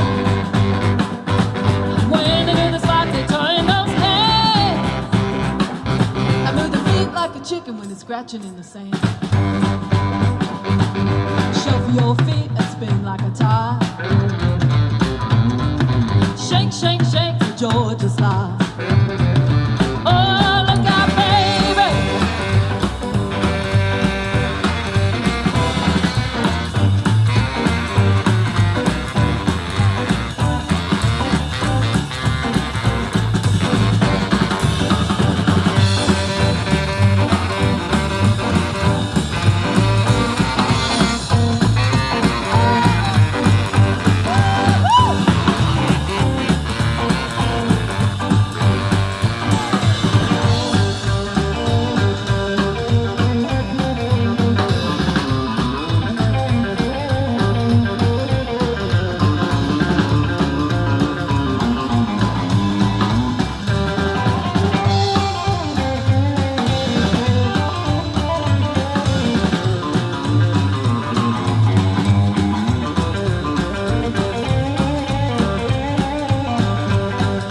Yeah, stop to get a soda and take that jive.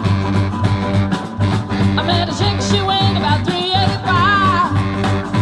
Oh, I started looking and I can't stop. She and I got together, did the Georgia Slop. Down at Peg Leg Lee's where I'm talking about, where they knock down, kick and drag them out. Oh, do it, baby. Do it, baby.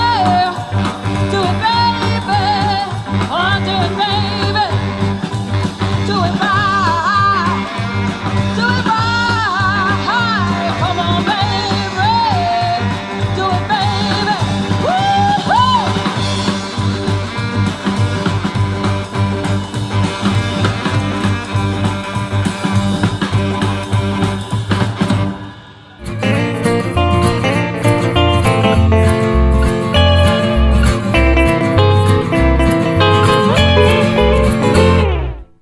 Well, all right. I tell you, it's been some kind of a day, my friends. We can see a little bit of who's been staying with us. And Matt, thank you so much. If you've checked in at any point, thank you. If you're here with us now, thank you. Thank you. If you've donated at StellarJAX.com, thank you. Thank you. Thank you, friends. I think it was an enjoyable evening, a learning experience. Thanks to all of our guests. If you enjoyed this at all, even just one iota, please think about checking into that website, StellarJAX.com. Maybe a little donation would be much appreciated. Once again, we thank our high rollers. We're looking forward to next week's show, where we will be focusing in on Sun Records with our pal Eddie Clendening hosting the show. So once again, I'm Big Sandy. Thank you for checking in here to Stellar Shows at Jax, Eclectic American Roots. Today, we focused on Town Hall Party. Next week is Sun Records. We're going to keep doing this as long as you're in there with us. And if you like it, let us know. I'm Big Sandy signing out. Thank you so much. Enjoy the rest of your day. I hope you enjoyed our show about the Town Hall Party. They just aren't making them like that anymore. If you like our show and the musicians who are contributing, won't you contribute a generous donation to help them out during this period? Donate now during this live streaming show, or donate whenever you watch the show in the future.